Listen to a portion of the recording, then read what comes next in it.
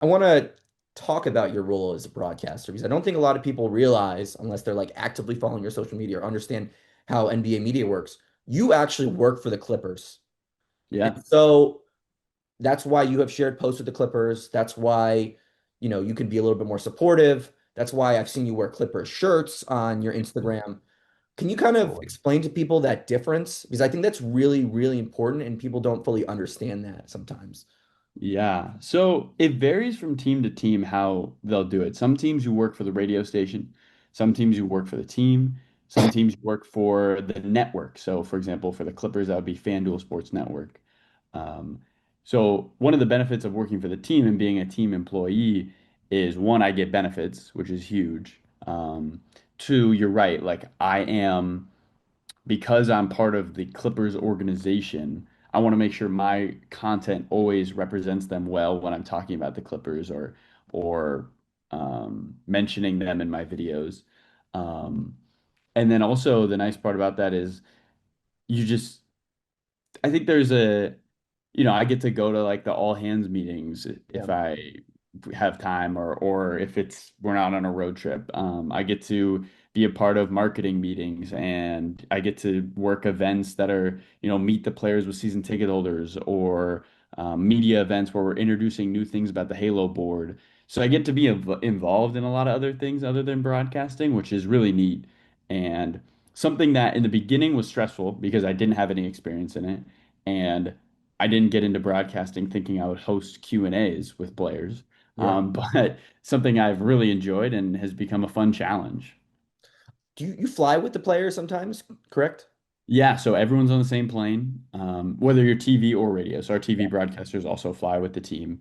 I'm literally the last seat next to the bathroom, but I am on the plane at the very back. And it makes everything so much easier. Like a ton of credit to the Clippers for trusting, us to be able to fly with them just because now I'm not worried about getting from the airport through TSA to the plane, all of that stuff is streamlined and it's makes traveling, which can be an exhausting part of the job, especially when you have longer road trips, but it just makes it like 1,000 times easier because I'm not worried about a plane being delayed or for the most part, if weather delays my flight, well, I'm on the plane with the player. So the game's not going to start until they get there. So things like that. So yeah, I do travel with the team. But also another important thing to note about you traveling with the team is like you're not like a beat writer. You're not like Law Murray, who, Yeah, yeah. for people who True. don't know, he is the Athletics Clippers beat reporter. You're not like Yeah. Yomasu. Am I saying that right? Yomasu. Yeah, yeah. Shout out Ohm. Shout out He's Ohm. now covering the Heat and the Hornets and the Hawks for ESPN, but he Yeah. used to cover the Clippers for years. Your relationship with the players is presumably going to be typically pretty lighter than them, and that's why like I'm not about to ask you about the Kawhi Leonard aspiration stuff. Like, honestly, like that's not even your role for your own job, right? Yeah. Can you kind of like share more about that, like your relationship you kind of have with the players and how it's kind of different from other media members? Yeah. I mean, I think of myself as somebody who, wants to celebrate the team in every aspect that I can, and educate fans on all the cool things the players are doing. I'm somebody who is there to inform, celebrate, educate everything LA Clippers. So you're right. Like, I'm not going to report on events. Um, And if there's certain things that come up, I'm going to refer you to statements made by people higher up in the organization. Um, as a member of the team, I can't really analyze or critique the Yeah. team from a fair lens. Like I'm somebody who's involved every day. I'm somebody who knows the training staff, who knows the head coach, the assistant coaches. I clearly have biases that would would not be good if I was trying to be an objective journalist. So yeah, the role is definitely while being a reporter is what is the basis for being a broadcaster, especially when it comes to the play-by-play, because I'm reporting what's going on the floor. In my everyday life, I'm not a reporter for the team. Yeah, no, and I think that's an important discrepancy for people to make, especially just because you'll even hear on local broadcasts like the Phoenix Suns. The Phoenix Suns TV broadcast is not owned by the Suns, but it's like, a very upbeat place Yeah, yeah. for Suns fans. You know what I mean? Yeah. Yeah, 100%. And I think the league is shifting that way too. If you'll notice, a lot of what's being going on with Prime, with NBC is is there's a celebration of basketball. They're um, dra dramatizing drama. I don't know if that's the right word. They're like adding storytelling and long form pieces and making things about the cool parts about the NBA rather than complaining about who's shooting too many threes on a given night. So that I think that theme is throughout the league from a national to local perspective. Yeah, and speaking of the cool things that you do with a lot of your content and with a lot of your calls, you try to spice things up. I know you had a video, I think it was a couple months ago from last season, where you asked some people like, "Hey, what are some words that I can get into the broadcast?" And you do that. You'll show all the jerseys, the high school jerseys that are inside the Intuit Dome.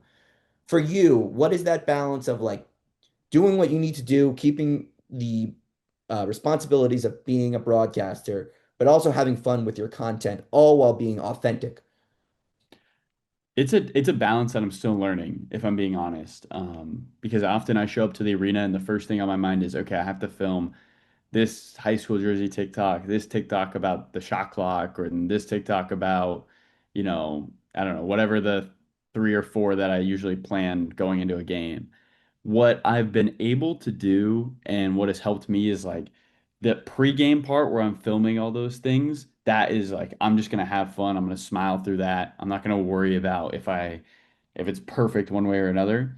And then when I put the headset on, I almost try to like go into a different mode, if that makes sense. Like, okay, now it's time to be like that's the TikTok side of me is from, 4 to 6:30, and then the broadcaster side of me shows up from 6:30 to when the game ends around 10. And so as separate as I can keep those two things when it comes to showing up on a game day, that works for me. Now, when you talk about those ones where I'm including words into the broadcast, Yeah. that's a little more, like during the broadcast, I'm doing TikToks. But those are fun because it's just fun to have another mental challenge during the game. It's fun to see, Adam or Jake or the people I work with give me a look when I say their words. We like to keep it light. So, yeah, that's kind of how I wouldn't say I'm really good at balancing it at all, to be honest. I'm still working on it, but that's how I'm trying to do it right now. But I think even in your calls, your positivity that you can see from your content still like you can hear it through your voice. Yeah, I mean, honestly, Holden, like I am genuinely so thrilled that this is my job. Like I had been to 5 NBA games in my life before I got the Clippers job, and then we called 86, including the preseason, 91 if you want to include the playoffs my first year, or maybe 90. I don't 90 or 91. But it's such an incredible experience to be able to go watch basketball every day. And I grew up loving the game of basketball. I grew up playing basketball.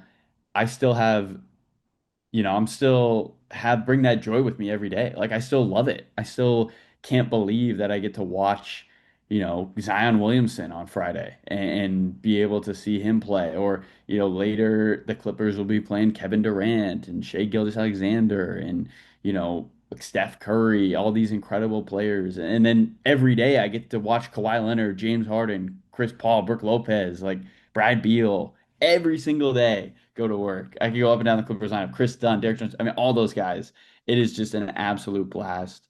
And if you had asked me when I was in college what my dream job would have been, I would have said radio for an NBA team. And so the fact that I get to do that, I really, I think trying to practice gratitude is helpful in everyone's life, but I really try to do it when I'm at that arena because like if I'd gotten this job when I was 50, I would have been ecstatic. And here I am now. So I think it's an incredible feeling every day.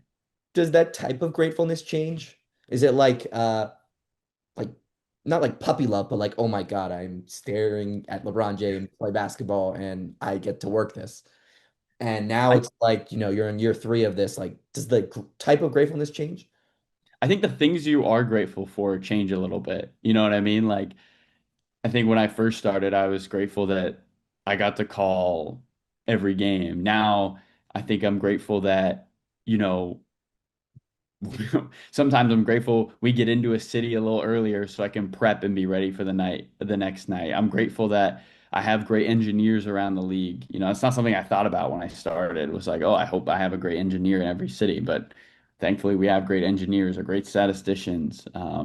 Grateful that our courtside mic works when we have a player come down. Grateful that I got enough sleep last night. It is, you get the little things that make a big difference. Grateful I got to work out in that day. So things like I think it has changed. Like the things that I realized that are maybe luxuries that I didn't think of beforehand actually are. Like if the hotel can print my boards, oh my God, that is awesome. Can you Like I explain to don't have people to what your walk. boards are, just for people who don't know? Yeah, yeah. Sorry. So like I have boards that are pretty much like study guides that I will bring to the game that have every player who's playing and information about them, information about the team and their stats. And so it's like broadcasting is just taking a test every day, and those are my notes. Um, so if I don't have to walk or find somewhere to print, and I'm at the hotel and the hotel can print, that is an awesome. Like I'm gonna have a great day. So yeah, I it's little things that change now, but getting to be there, like at the arena, like when the national anthem is going, I, I can't help but smile every time. It is so cool. You see, comms people have to study too, everyone. Comms study too. If you don't want to if you hate homework, don't be an NBA broadcaster because all day I do homework. Don't be a broadcaster in general. It is a lot of homework.